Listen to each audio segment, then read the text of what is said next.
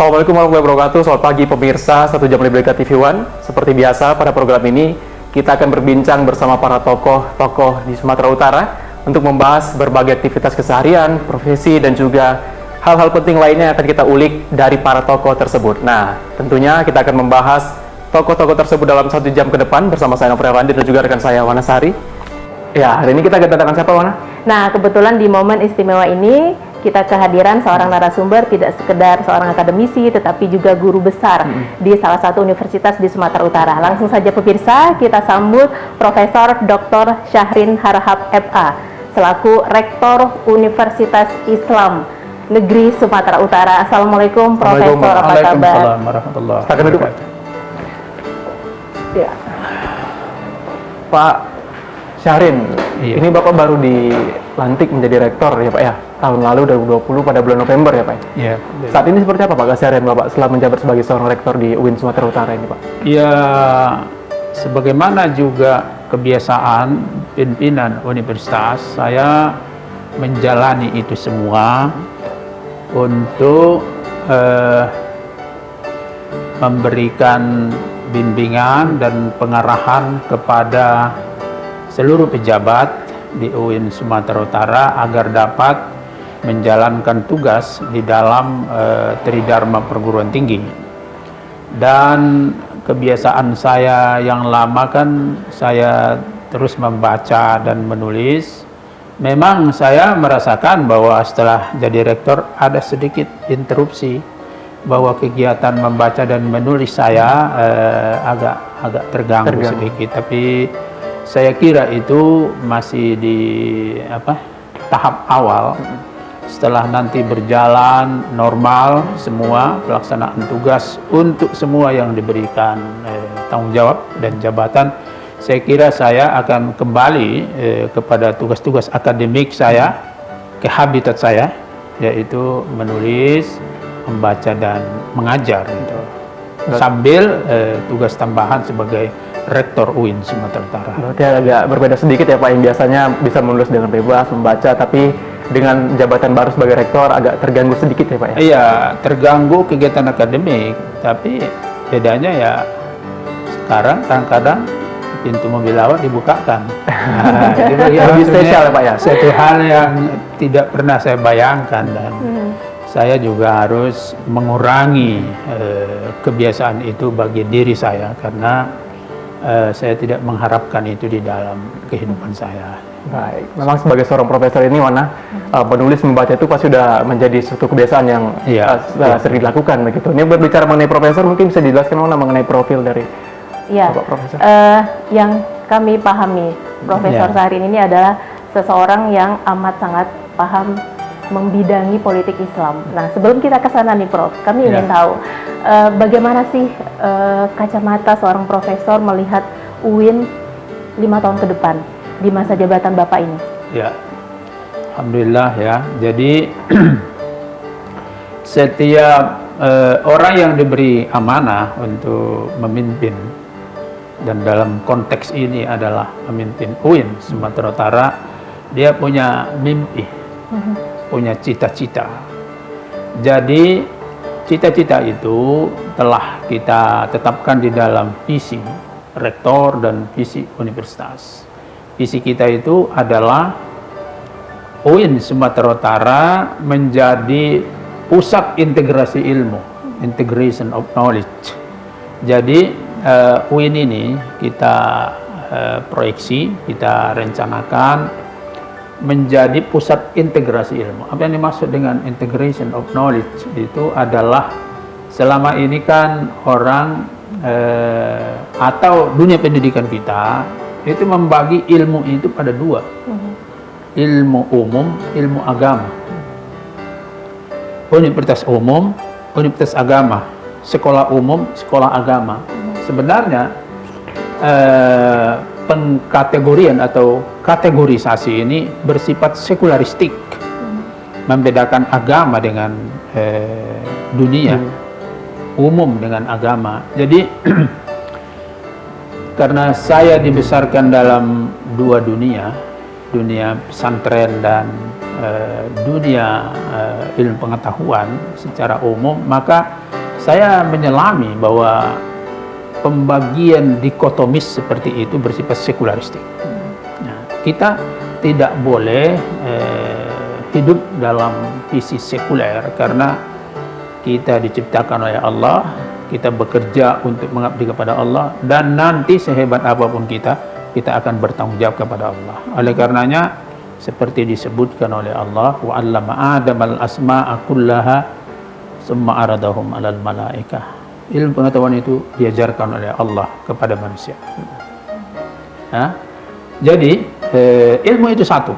Jadi integration of knowledge, yang dalam istilah teknis kita di UIN Sumatera Utara wahdatul ulum, itu adalah suatu gerakan, suatu cita-cita, strategi untuk memahamkan, menginternalisasi kepada dunia pendidikan bahwa ilmu itu adalah satu.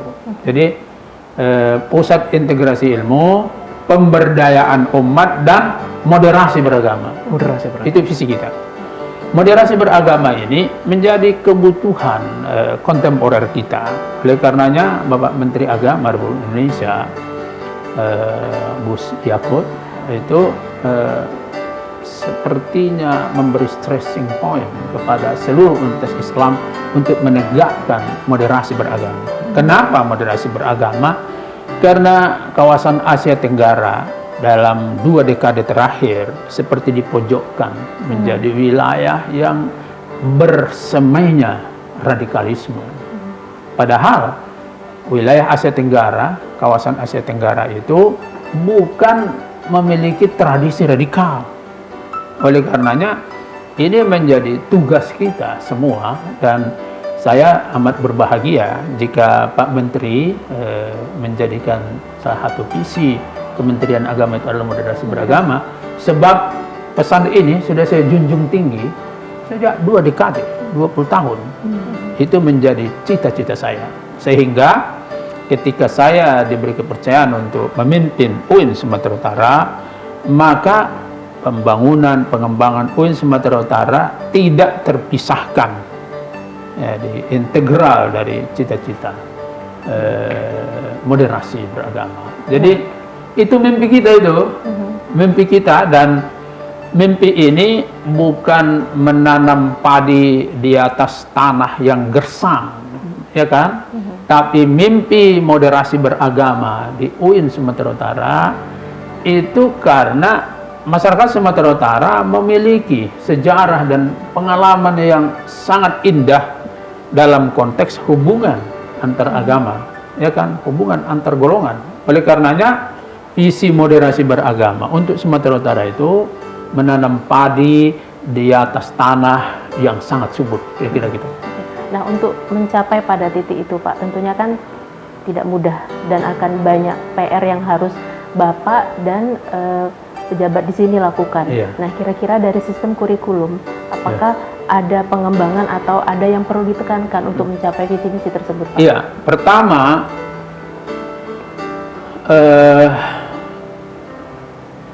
fakta integritas dari setiap orang yang diberi amanah jabatan di UIN itu mampu nggak menekankan dan menegakkan perspektif integrasi ilmu, mampu nggak gitu. Kalau dia tidak mampu, dia nggak diangkat. Pertanyaan kedua, mampu nggak menjadikan moderasi beragama sebagai sikap umum dari dirinya dan orang-orang yang dipimpinnya. Jadi integrasi ilmu dan moderasi beragama itu menjadi kandungan inti dari fakta integritas dari semua yang diberi tugas tambahan jabatan di UIN Sumatera Utara. Jadi kita ingin menjadikan moderasi beragama itu menjadi sikap umum. Sikap umum, prinsip umum, perilaku umum, dan bahkan style umum. Baik. itu tadi Wana sudah dijelaskan mengenai mimpi ataupun visi UINSU ya di tangan Pak Insyaallah. Syahrin yang saat ini sudah menjadi rektor, Insyaallah. yaitu moderasi beragama. Kita seperti kuliah ya. Iya. Alhamdulillah dapat mungkin kuliah gratis. nanti kita akan bahas lebih luas lagi mengenai moderasi beragama yang merupakan konsep dari Pak Syahrin setelah yang satu ini, tetap di 1 Jam Lebih Dekat TV One.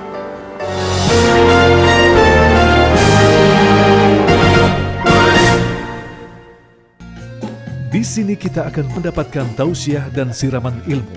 Manusia serakah dengan harta, serakah dengan pangkat jabatan, menyebabkan mereka jauh dari agama. Kita diberikan oleh Allah jabatan, harus jadi pejabat yang adil dan bijaksana. Mengambil pelajaran, Mereka jangan takut, jangan khawatir, Allah bersama dengan mereka. Lebih banyak yang berdoa, lebih cepat dikabul doa kita, insya Allah. Ud'uni astajib lakum. Rumah Mama Dede di TV One. Banyak kasus dan peristiwa yang akan diungkap.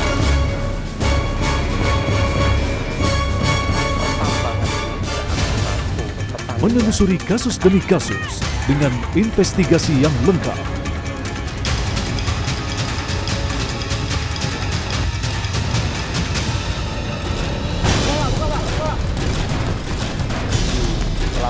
Telusur setiap Rabu pukul 10 malam. Apa jadinya bila 5 perempuan berkumpul dalam satu meja?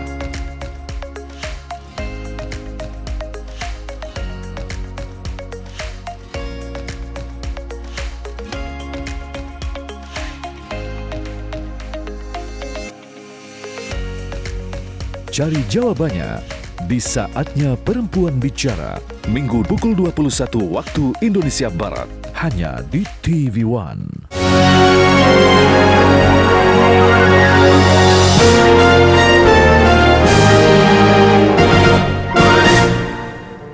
Ya pemirsa, kembali lagi di 1 Jam Lebih Dekat. Tadi sudah berbincang ya Wana ya mengenai moderasi beragama yang merupakan konsep dari Pak Syahrin. Nah Pak, ini yang saya ingin tahu lagi Pak, setelah Bapak menjabat sebagai seorang rektor dan mempunyai konsep moderasi beragama yang akan diterapkan sebagai visi dari UINSU ini, kira-kira gebrakan seperti apa yang akan dilakukan Pak? Alhamdulillah ya, pertama kita sudah menerapkan integration of knowledge, wahdatul ilmu itu di dalam semua proses Tridharma perguruan tinggi, di dalam perumusan kurikulum, di dalam pengajaran, di dalam penelitian, di dalam pengabdian, dan penulisan teks-teks keilmuan. Itu harus integrasi ilmu. Integrasi ilmu itu artinya dalam konteks ini, karena ilmu dari Tuhan, maka kita harus mengajar, memberi ilmu untuk semua umat manusia, bukan hanya Islam. Karena ilmu dari Tuhan, maka kita memberi rahmat bagi seluruh alam. Siapapun dia, kita tidak pernah lihat bahwa oh ini yang boleh saya ajari dan ini tidak boleh saya ajari karena sekat-sekat budaya, latar belakang, ras dan agama. Tapi kita mengatakan ini pesan ilahi untuk rahmat bagi seluruh alam, maka kita merasa bahwa ilmu yang kita miliki boleh kita bagi dan internalisasi kepada siapa saja. Jadi integration of knowledge itu sudah masuk. Bahkan kita bentuk satu pusat studi Wahdatul Ulum yang mereka melakukan kajian-kajian apa yang harus kita pikirkan, prinsip apa yang harus kita tegakkan, dan apa yang harus kita lakukan supaya kita menyatukan umat manusia untuk kemajuan bangsa dan peradaban. Yang kedua, kita mengajukan usul ke Pak Menteri untuk mendirikan kantor pusat studi moderasi beragama. Jadi saya kira di situ nanti akan terjadi kajian-kajian, dialog mengenai hubungan antar manusia, hubungan antar agama, hubungan antar wilayah, pertunjukan budaya, dan kemudian pesan-pesan semua agama untuk kebaikan dan untuk kehidupan berbangsa. Itu sudah kita lakukan itu, dan selain dari itu kita juga mencoba untuk membuat kehidupan kampus itu lebih integratif. Integratif itu kadang-kadang kan kita menghadapi sesuatu yang dikotomis, ilmu banyak tapi tidak aplikatif untuk kemaslahatan umat manusia. Jadi pengajaran di UIN itu kita harapkan diajarkan teori konsep, kemudian diajarkan juga bagaimana sistem implementasinya. Jadi kita perkenalkan kepada mahasiswa kita apa ilmunya, apa teorinya, dan kita kenalkan juga bagaimana ilmu ini bisa merubah masyarakat ke arah yang lebih baik. Jadi dosen-dosen ini sekarang cara berpikirnya begitu. Aku mau ngajar teori-teori ini, bukan hanya itu lagi.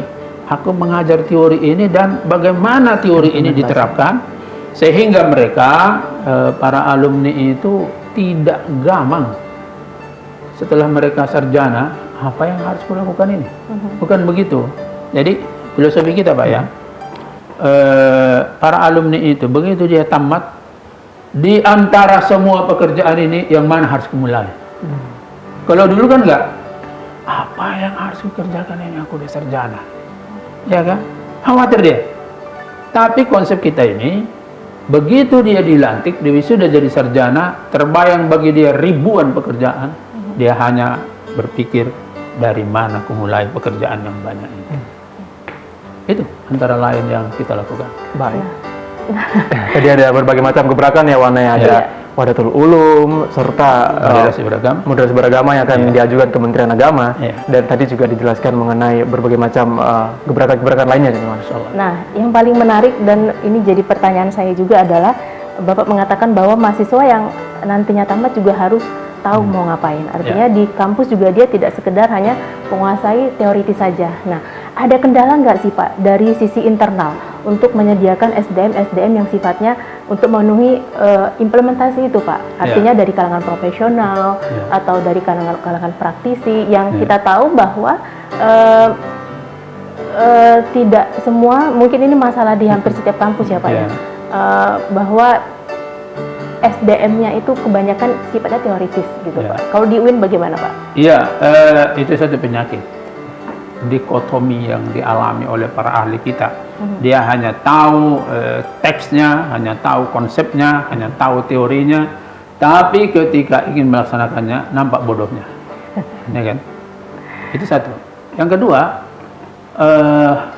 yang kita hadapi adalah kita ini menikmati warisan sekularistik. Kalau dia tamat di universitas yang bukan berlabel agama, dia hanya tahu soal ilmu saja, ilmu umum saja, tidak bisa kaitkan dengan agama. Dan kalau dia belajar di universitas yang berlabel agama, dia tidak tahu urusan-urusan umum, ilmu-ilmu umum yang bersifat saintifik. Jadi dia terkurung di dalam satu sangkar keilmuan yang menurutnya itu adalah spesialisasi, padahal sebenarnya itu penjara keilmuan. Jadi masalah ini sekarang kita coba, kita semua lemah di filosofi yang selama ini kan kalau dia ahli tentang satu bidang, makin ahli makin hanya tahu itu dan makin sombong otoritasku di bidang itu gitu. Ada seorang ahli yang sangat populer di dunia, Max Muller. Max Muller ini ahli moderasi beragama. Dia katakan begini, kalau ada seseorang hanya tahu tentang agamanya, tidak tahu tentang agama yang lain, maka berarti dia belum tahu apa. Jadi kalau ada orang yang bersifat eksklusif, hanya menganggap dirinya benar, keyakinannya benar, orang lain salah, harus diperbaiki. Jika tidak bisa berbaik dengan kekerasan, sebenarnya orang ini nggak tahu apa-apa. Nah, jadi hambatan kita sekarang sikap dikotomi seperti itu, sulit menghubungkan misalnya ilmu tauhid dengan hukum, ilmu tauhid dengan kosmologi. Padahal tauhid itu sebenarnya tentang alam, kosmologi itu tentang alam. Mengapa tidak dihubungkan tauhid dengan kosmologi? Ya kan? Psikologi itu tentang jiwa, ya kan? Tasawuf itu tentang jiwa. Tapi dua ilmu ini nggak bisa dihubungkan. Berbeda Pak. Hukum itu tentang tata aturan, ya kan? Tetapi hukum Islam itu, syariah itu tentang tata aturan, tapi ini tidak bisa dihubungkan. Jadi tantangan kita itu bagaimana mendekatkan, menarik ke tengah orang yang hidup di istilah Al-Qur'annya itu, wa minan nasi may ya'budullaha ala harfin. Ada orang menyembah Tuhan tapi berada di pinggir dia. Tidak komprehensif dia. Jadi kita mau tarik, jangan kau di pinggir. Kalau maaf ya, kalau kau ahli gigi aja, saya ahli apapun tentang gigi, itu hanya ilmu tentang ngunyah-ngunyah. Ya kan? Padahal yang penting kau usahakan adalah kau selamat di dunia, selamat di akhirat. Kau membahagiakan orang di dunia, kau selamat di akhirat. Jadi itu gigi itu tentang keselamatan, dan lebih dari ilmu tentang gigi masih banyak yang harus kita hubungkan ilmu. Saya bisa katakan Prof. Sahri ini adalah seorang yang visioner, bisa menggabungkan dari dua keilmuan ya Pak ya, bagaimana mengembangkan UIN menjadi mencapai visi yang diinginkan oleh Pak Rektor. Nah pemirsa, Prof. Sahri ini juga adalah seorang yang sangat mahir di bidang politik Islam. Kita nanti akan berbincang ya Prof ya, kira-kira bagaimana pandangan beliau mengenai perkembangan politik Islam di Indonesia, tentunya setelah pesan-pesan berikut ini.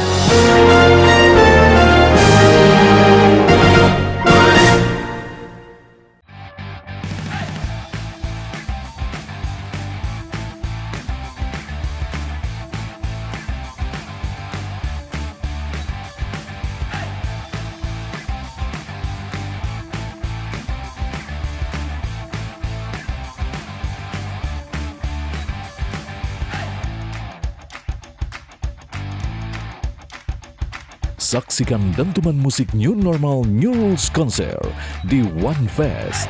Jangan lupa saksikan One Fest setiap hari Sabtu jam 9 malam hanya di TV One. Mengangkat tren kuliner resep warisan, membahas keunikan cita rasa otentik dan info bisnis serta inovasi kuliner saat ini. Enak betul di TV One.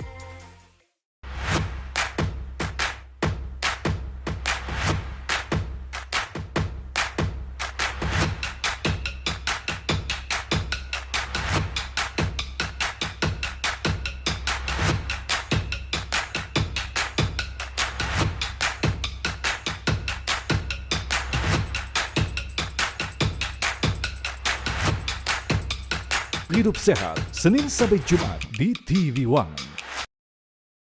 2 hari 1 malam berangkat.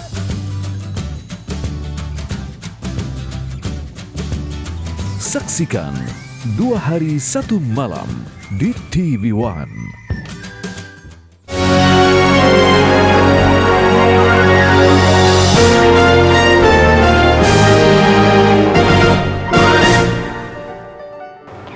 Anda kembali di 1 jam lebih dekat. Nah, Nofri, Pak Rektor, kita sembunyikan dulu. Kita punya narasumber baru, yaitu WR2, Ibu Dr. Hasna Nasution, MA. Iya. Assalamualaikum Ibu, apa kabar? Waalaikumsalam warahmatullahi wabarakatuh. Alhamdulillah baik. Nah, Bu Hasna ini adalah Wakil Rektor 2 Bidang Administrasi Umum dan Perencanaan dan Keuangan. Benar. Nah, Bu Hasna, saya panggil Bu Hasna ya Bu iya, ya? Boleh. Nah, Ibu, tadi Pak Rektor mengungkapkan ada banyak visi misi yang ingin beliau capai di masa kepemimpinannya. Nah, dari sisi perencanaan kira-kira bagaimana sih Bu, Ibu selaku WR2 untuk mendukung visi misi dari Pak Rektor? Iya, baik. Terima kasih.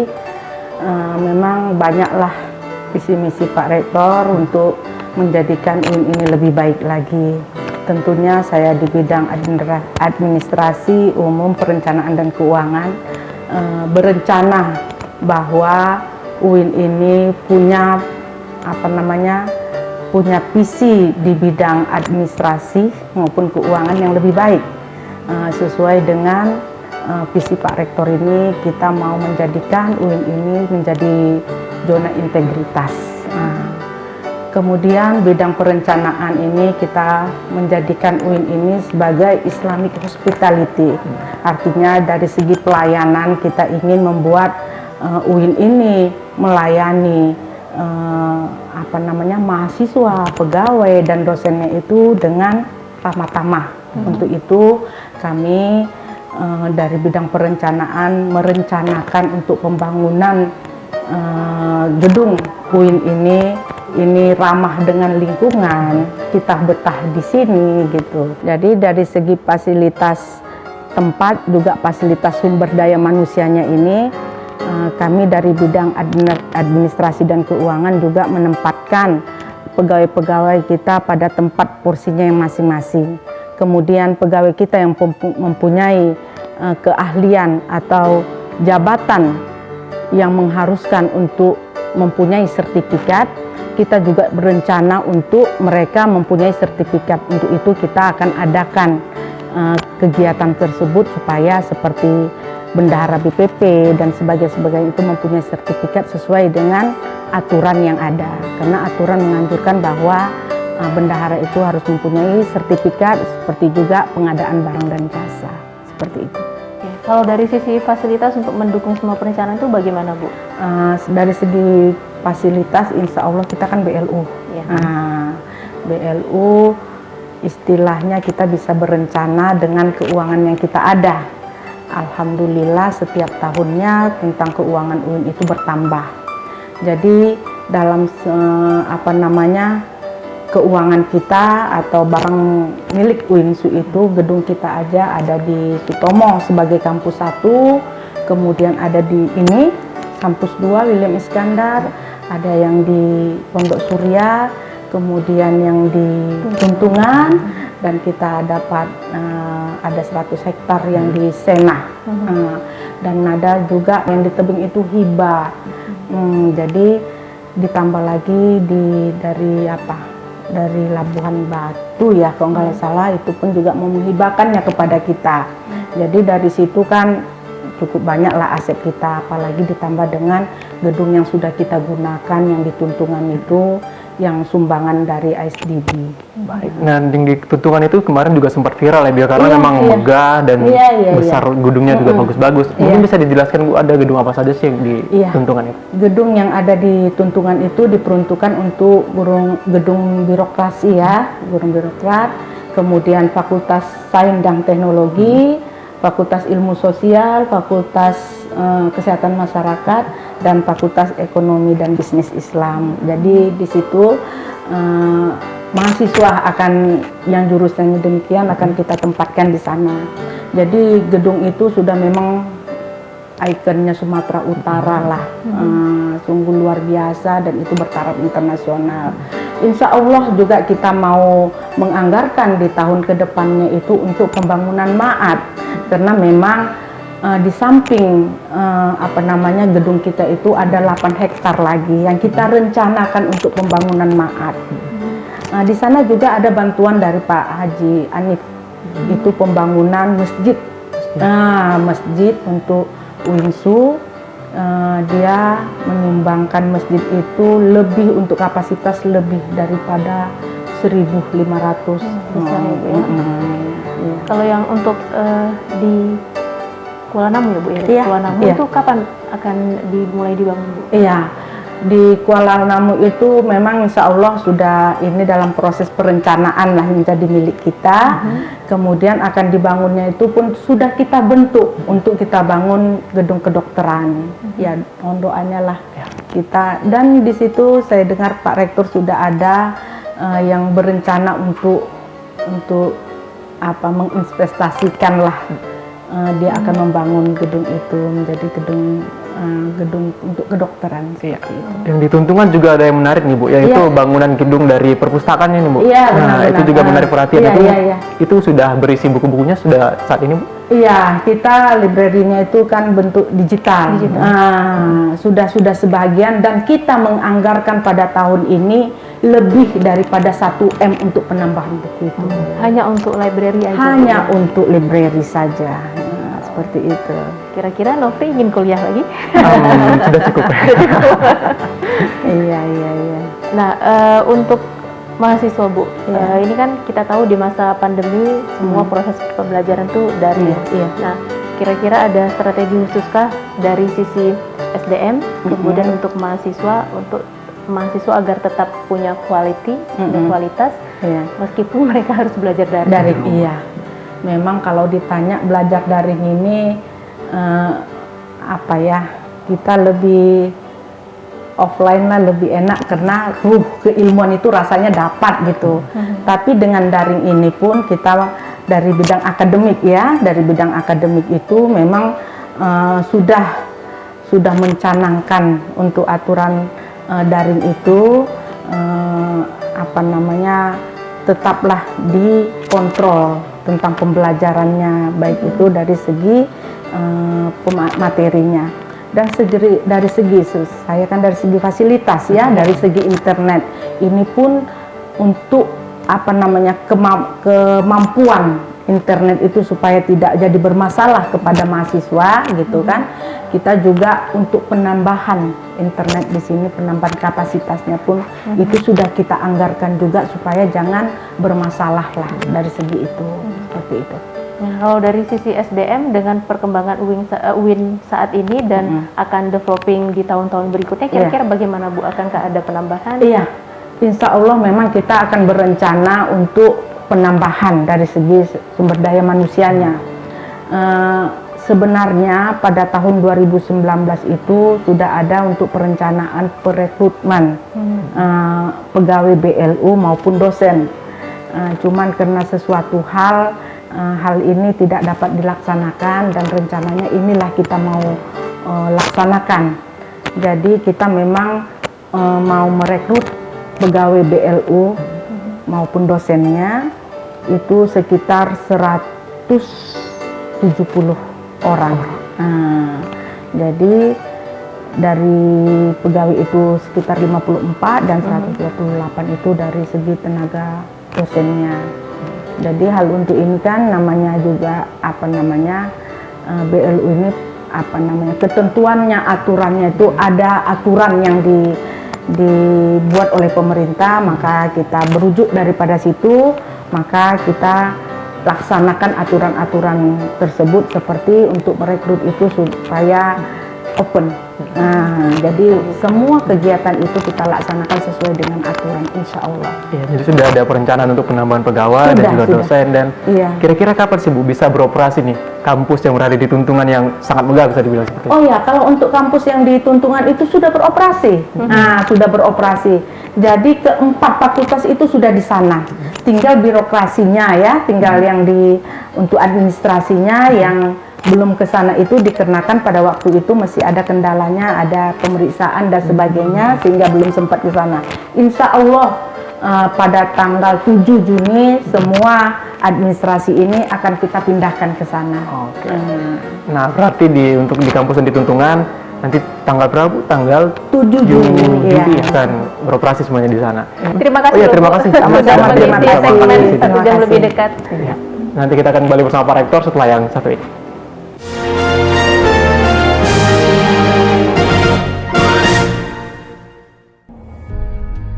Kami tak sekedar mengangkat topik, tapi juga membangun kesadaran publik. Pola perilaku masyarakat supaya tidak abai, supaya tidak kendor disiplinnya dalam melaksanakan protokol kesehatan. Meskipun ada suatu tren menurun, tapi kita tidak boleh lengah. Menguji informasi secara kritis dan proporsional. Benci produk-produk dari luar negeri. Apakah diterima seperti itu? Menunjukkan komitmen pemerintah untuk mengutamakan produk dalam negeri. Apa kabar Indonesia Malam di TV One? Laga para petinju terbaik dunia disaksikan jutaan pasang mata.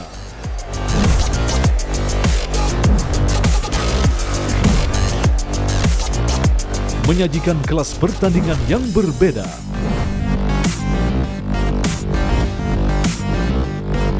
Saksikan Best World Boxing hanya di TV One.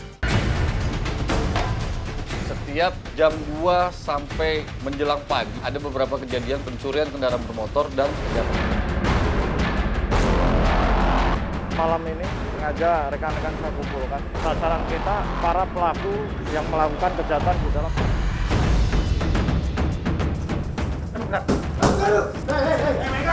Mereka merupakan sindikat.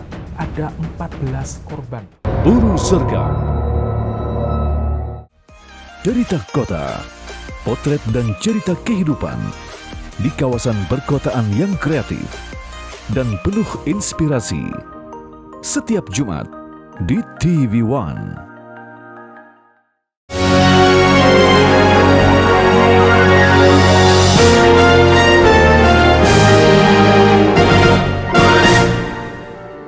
Ya pemirsa, kalau tadi kita sudah berbincang bersama Wakil Rektor 2 dan kita kembali lagi bersama Pak Rektor, Pak Syahrin. Tadi kita sudah bercerita mengenai gebrakan untuk UINSU. Mungkin bisa dijelaskan lagi Pak, seperti saat ini perkembangan di UINSU ini seperti apa Pak? Alhamdulillah ya, jadi IAIN Sumatera Utara yang menjadi awal dari universitas ini didirikan tahun 73, Institut Agama Islam Negeri Sumatera Utara. Itu kampusnya di Jalan Stom. Nah, di situ didirikan UIN IAIN ya. Tapi hingga sekarang ini UIN mengalami perkembangan yang luar biasa, kita syukuri karena universitas ini menurut saya dicintai oleh semua masyarakat. Dan kalau ada yang nggak cinta kepada UIN, menurut saya itu satu kejahatan. Kenapa?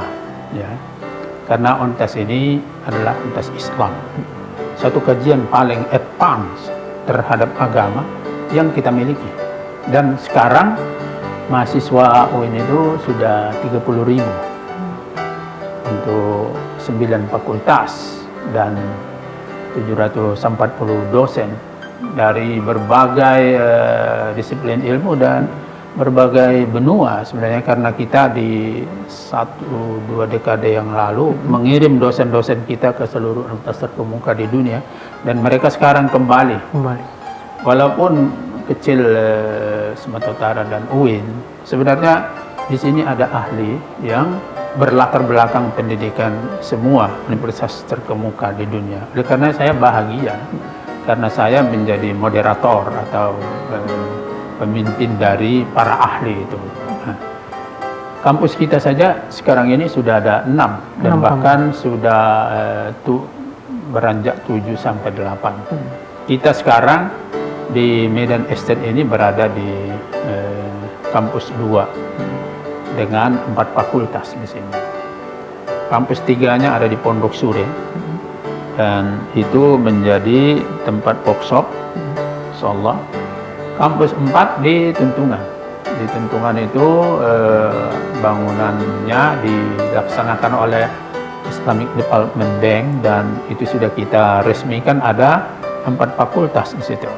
Fakultas Ekonomi dan Bisnis, Fakultas Kesehatan Masyarakat, Fakultas Sains dan Teknologi, Fakultas Ilmu Sosial. Jadi itu tadi yang saya sebutkan. Ilmu-ilmu yang selama ini disebut ilmu umum, sekarang kita integrasikan ke ilmu, menjadi ilmu agama, Islamic Science.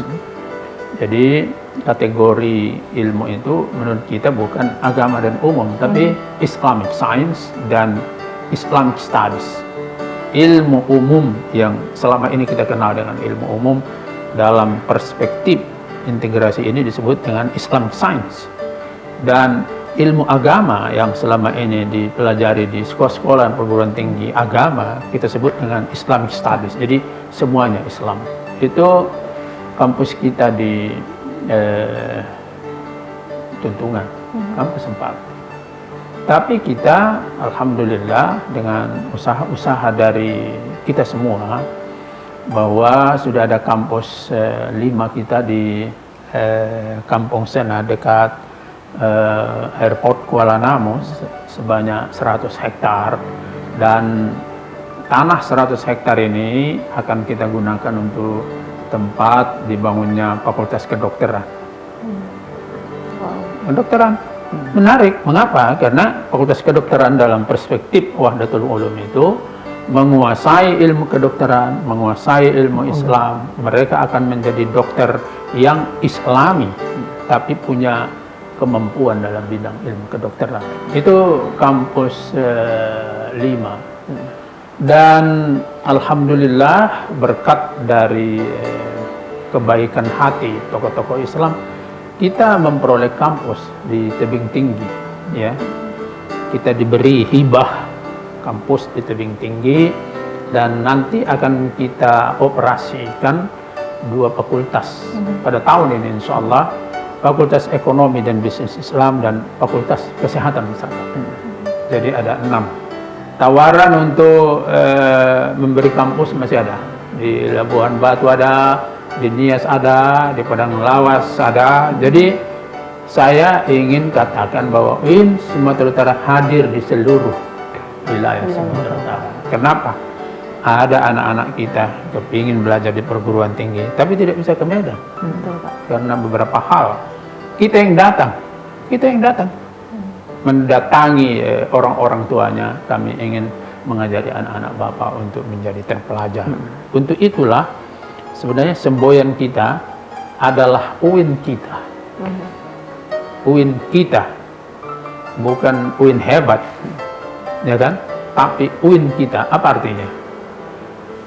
Kalau kita paham bahwa manusia itu disebut khalifah. Khalifah itu sebenarnya maknanya kita. Apa artinya? UIN itu milik semua, termasuk saudara-saudara yang hadir di sini. Siapapun anak bangsa dapat memiliki UIN. Kenapa? Karena di UIN ini akan terjadi pencerdasan kehidupan bangsa yang tidak melihat latar belakang apapun orang itu. Kita bersumpah kepada Allah bahwa kita dengan ilmu yang ada akan mencerdaskan anak-anak Indonesia. Jadi siapapun di pojok sana, di tengah sana, bahkan di pusat dunia, katakanlah dia di Mekah, di Amerika, di Prancis, asal dia orang Indonesia, dia turut memiliki universitas ini. Oleh karenanya berbuatlah sesuatu agar pendidikan di sini bisa berjalan baik. Wah, luar biasa sekali ya, Wan. Ada 6 universitas yang saat ini 6 kampus. 6 kampus ya, Pak. Ya. 6 kampus dan akan menuju ke 7 dan juga ke 8. Dan ini merupakan konsep dari UIN kita bahwa semua orang bisa menyambung ilmu pendidikan pemilik UINSU ya, Pak ya. Dan mungkin berbicara mengenai konsep UINSU tadi, Pak, ada tidak Pak hubungannya dengan selaras dengan konsep pemerintah yaitu kampus Merdeka Belajar ini? Iya, begini. Kampus Merdeka dan Merdeka Belajar. Ya itu. Konsep itu menurut saya telah disahuti di dalam UIN kita itu. Ya kan? Bahwa kita belajar ilmu tidak hanya ilmu di sini tapi juga ilmu sana. Ya kan? Jadi nanti pada akhirnya sebenarnya kampus kita bukan hanya ini tapi kampus sana juga kampus kita. Ada lagi yang lebih menarik. Guru kita bukan hanya dosen UIN, tapi adalah siapapun yang punya ilmu. Awak ini kalau baca buku, tengok dulu pengarangnya. Siapa misalnya? Muhammad Hussein, pengarang buku itu. Awak bacakan dulu Fatihah. Allah sampaikan doaku untuk penulis buku ini. Al-Fatihah. Seterusnya, untuk apa? Orang mengerjakan buku itu memiliki tenaga, kesulitan, kesungguhan, dan sekarang apa yang ditulisnya kita baca, menambah informasi kepada kita. Masa iya membacakan satu Fatihah saja nggak mau, ya kan? Jadi semua orang yang pernah mengajarkan ilmu yang sampai kepada kita adalah guru kita. Menurut saya itu konsep dari Merdeka Belajar. Ya, dan itu adalah filosofi UIN kita. Jadi kita hormati guru-guru kita yang ada di sini dan kita hormati juga guru-guru kita yang ada di luar. Karena ini adalah peradaban. Saya tidak pernah setuju ada istilah peradaban Timur, peradaban Barat, peradaban Islam, peradaban Kristiani, peradaban Hindu. Tidak. Peradaban itu adalah civilization atau al-hadarah di dalam Islam. Itu maksudnya adalah milik kita semua. Jadi peradaban itu milik kita semua. Rasul juga mengatakan, ambil ilmu dari manapun ilmu itu ada. Khudhil hikmah walau ayyu wi'ain kharajat. Ambil ilmu dari siapapun dia keluar, dari negara manapun, karena ilmu itu adalah peradaban milik semua umat manusia. Baik. Tidak boleh. Baik, terima kasih Prof. Kita nanti tentunya akan berbincang lagi, boleh ya Prof ya? Nanti kita nostalgia sedikit ke masa lalu. Saya mau tanya dulu deh, kalau saya sebut satu daerah, Kuala Begumit, kira-kira apa yang Prof? Itu oh nanti, jangan ada di hati saya. Jangan dijawab dulu. Pemirsa, 1 jam lebih dekat akan kembali sesaat lagi.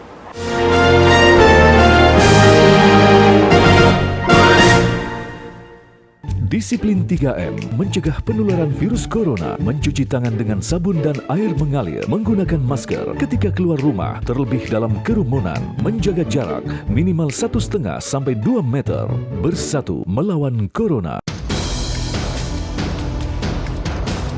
Juara lahir dari proses yang panjang, seseorang yang punya dedikasi, determinasi, konsentrasi, dan keinginan untuk menang.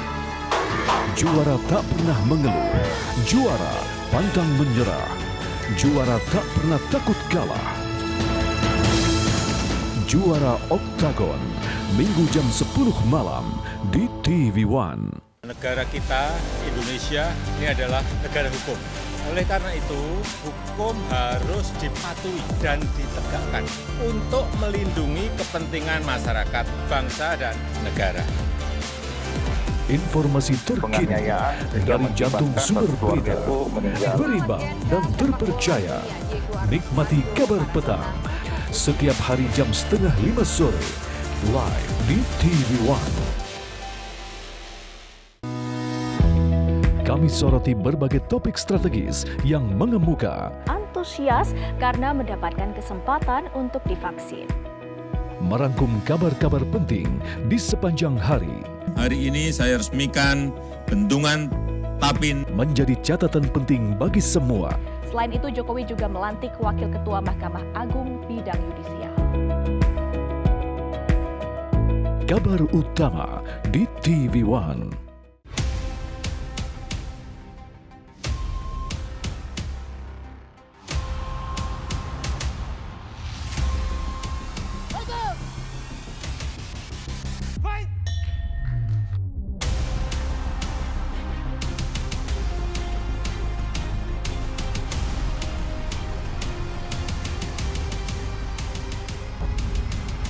One Pride MMA, Sabtu jam 10 malam di TV One.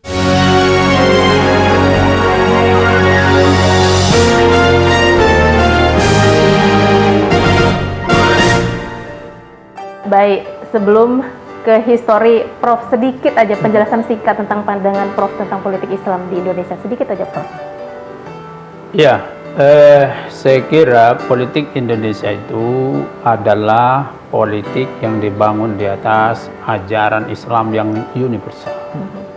Karena Islam itu membawa kebahagiaan untuk semua umat manusia, maka politik Islam itu sejatinya dan seharusnya adalah politik yang menyelamatkan seluruh umat manusia tanpa melihat apa agamanya, apa latar belakangnya, apa budayanya, dan bahkan tingkat pendidikan.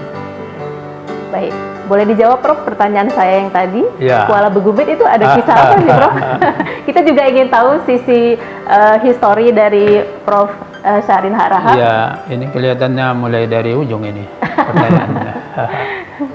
Jadi saya lahir tahun 61 ya di Garoga yang sekarang Padang Lawas Utara. Ya. Tapi dalam perkembangan sejarahnya, di dalam studi saya di IAIN Sumatera Utara, saya mendapat tugas untuk mengabdi KKN di Kabupaten Langkat di Kecamatan Binjai di Kuala Begumit. Maka kalau disebut Kuala Begumit itu apa saya? Berdiri bulu romantis.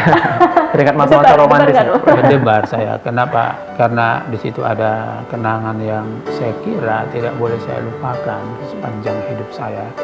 Dan di situ saya menemukan istri saya. Atau istri saya menemukan saya, kan sama aja. Ya. Jadi ketika melakukan pengabdian masyarakat dalam KKN di situ, saya kan begini Mbak. Saya ini sebenarnya ketika KKN itu sebenarnya saya sudah lama terjun di masyarakat. saya pada waktu itu menjadi anggota lembaga dakwah himpunan mahasiswa Islam.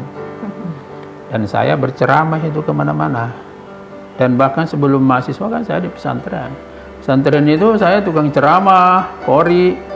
Kalau saya ceramah di panggung, sering juga ya orang-orang tua itu saya dengar bilang, kalau ini jadi menantu kita kan enak aja gitu. Kenapa? Karena pada waktu itu kan orang-orang tua itu hanya dia bilang begini, gimana supaya anak saya paham agama, ya kan? Bagaimana supaya menantu saya itu paham agama. Jadi saya merasakan tuh, walaupun saya jelek, tapi banyak juga orang tua yang mau bermenantu saya pada waktu itu. Tapi itu kan urusannya di tangan Allah, ya. Jadi sampai di sana waktu KKN itu memang untuk ukuran mahasiswa saya kira saya memiliki bahan yang cukup matang lah. Jadi sehingga aktivitas saya di pengabdian itu mendapat perhatian yang luar biasa dari masyarakat itu. Maka muncul tadi apa itu? Muncul semangat lama itu bahwa ada di situ yang merasa kalau ini menantu saya mungkin masuk surga, mungkin begitu, ya kan? Jadi Allah mempertemukan. Itulah cerita Kuala Bagumit ini. Dan sekarang pun saya sering ke sana. Saya coba menanam investasi kecil-kecil di sana supaya saya ada komitmen untuk selalu berada di kampung saya, kampung istri saya. Nah, saya kira itu. Nah, nomor 3 dari 14 bersaudara ya, Prof ya? Iya, benar. Nah, waktu kecil, ini cerita masa kecil nih, Prof. Apa sih Profesor ketika itu pengennya menjadi apa, kemudian sehingga menjadi anak yang gigih di antara putra dan putri lainnya, sehingga Prof kemudian ke Jakarta, lanjut S2, lanjut S3. Itu apa sih pandangan Prof ketika itu? Iya, sebenarnya sebelum saya jawab itu, saya juga bertanya, kok tahu kali tentang hal-hal seperti itu, tentang diri saya. Di mana diteliti itu, ya kan? Jadi gini, saya ya amat bahagia ketika saya mengingat bahwa cita-cita saya waktu kecil untuk menjadi profesor. Banyak kali orang mengalami deviasi dalam cita-citanya. Banyak orang mau jadi jenderal, tiba-tiba jadi pengacara, ya kan? Ada orang mau jadi dokter, tiba-tiba jadi pembunuh, ya kan? Jadi saya tidak mengalami itu. Saya dibantu Allah. Masih ingat saya SD kelas 2, cita-cita saya jadi profesor. Saya declare itu di kampung saya. Tahu kan main gasing kan? Ya. Gasing itu permainan di kampung tuh. Betul. Jadi kalau gasing saya hidupkan, saya selalu bilang ini gasing profesor. Dan selalu menang. Itu. Jadi saya paham karena orang tua saya juga alumni pesantren dari Toalib. Dia cukup wawasan. Sehingga saya tahu cerita tentang profesor, bahwa semua perkembangan itu didasarkan pada teori-teori yang dikeluarkan oleh profesor. Maka saya ingin jadi profesor. Awal mulanya. Iya, begitu. Jadi saya nggak pernah bercita-cita jadi presiden, enggak, atau gubernur, atau panglima. Tidak, saya bercita-cita jadi profesor. Dan alhamdulillah jadi profesor. Dan bukan di karbit loh. Profesor betulan nih. Nah, jadi gini, cita-cita itu sebenarnya membuat saya harus konsisten, mengajar, menulis, membaca, kemudian melakukan pencerahan sepanjang yang saya mau, sepanjang yang saya bisa, mampu, ya. Jadi ayah almarhum ayah saya, dia jadi kepala desa 30 tahun. Sepanjang pemerintahan Pak Harto almarhum, ayah saya itu kepala desa. Tapi dia kepala desa, sekaligus dia alim. Dia ustadznya di situ, di desa itu. Karena kakek saya yang membangun desa itu kan. Jadi ayah saya ini kepala pemerintahan, ya kepala keagamaan. Jadi dia bilang ke saya, jangan pernah kau tolak permintaan ceramah. Jangan. Kemudian jangan pernah kau bilang tidak kalau ada orang minta dia jadi. Itu nasihatnya kepada saya. Sehingga kalau saya sudah belajar di kota, di Medan, di Jakarta, selalu saya ingat itu. Kalau ada orang minta saya menjelaskan, ayah saya tidak memberi rekomendasi sama sekali untuk mengatakan tidak. Jadi itu saya konsekuensi dari cita-cita saya menjadi profesor, dan hari ini pun itu saya lakukan. Baik Prof, mungkin bisa dikasih tahu nih Prof sama pemirsa, pada usia berapa sih Prof akhirnya dapat meraih cita-cita tersebut? 34. Usia 34 tahun sudah menjadi guru besar? 32, maaf. 32. Dan termasuk ada doktor menjadi penasehat Belanda untuk penjajah Indonesia, Snok Horbrun. Dia doktor di 28 tahun. Tapi saya doktor di 31 tahun. Jadi beda tipis. Itu pada waktu itu saya menjadi doktor termuda di angkatan saya, dan menjadi profesor termuda di angkatan saya di bidang agama, ya kan? Bahkan saya sering lupa kalau saya profesor. Nah, tapi rupanya profesor itu mendapat tempat yang yang terhormat, terutama dalam bidang keilmuan. Jadi sejak saya doktor hingga saat ini saya telah menulis buku 56 buku judul. Awak pernah susun buku itu dari bawah ke atas. Ternyata buku yang saya tulis itu lebih tinggi dari saya. Ya kan? Itu kan kebahagiaan saya. Sampai ada yang nanya, Tuhan itu bahasa apa katanya? Banyak kali buku ini katanya. Baik. Ya kan? Tapi saya kan belajar tasawuf. Tuhan itu bahasa hatiku. Kemana hati jernihmu, di situ kemauanmu. Baik, Prof. Ini sayang sekali waktu kita terbatas. Sebenarnya banyak yang ingin kita gali dari Profesor, tapi nanti di belakang layar boleh ya, Prof ya. Nah, sebagai closing statement, Prof singkat aja apa yang ingin disampaikan terakhir. Saya kira duta kita dari zaman kita ke zaman yang akan datang itu adalah lembaga pendidikan. Dan UIN ini saya kira anak panah dari zaman sekarang untuk mencerdaskan manusia hingga di masa yang akan datang. Oleh karenanya amanah yang diberikan kepada saya akan saya dedikasikan untuk kemajuan UIN, dan saya berharap supaya semua orang yang pernah mendengarkan UIN Sumatera Utara dapat membantu memberikan kontribusinya, walaupun tak bersua langsung, cukup mengatakan UIN Sumatera Utara selalu ada di hati saya. Itu harapan saya. Wah, luar biasa sekali ya Wana ya. Ternyata banyak sekali pengalaman dan juga visi dari Profesor Syahrini ini. Bahkan 1 jam nggak cukup nih kayaknya kalau kita untuk ngulik dari pengalaman-pengalaman dari Profesor Syahrini. Luar biasa sekali Prof. Terima kasih sekali lagi sudah hadir di 1 jam Eduka TV One. Dan pemirsa, sudah berakhir program kita pada hari ini. Nantikan perbincangan kami dengan tokoh-tokoh lainnya di 1 jam Eduka TV One Sumatera Utara. Dan saya Nopri Avandi bersama Wanasari pamit undur diri. Assalamualaikum warahmatullahi wabarakatuh dan sampai jumpa.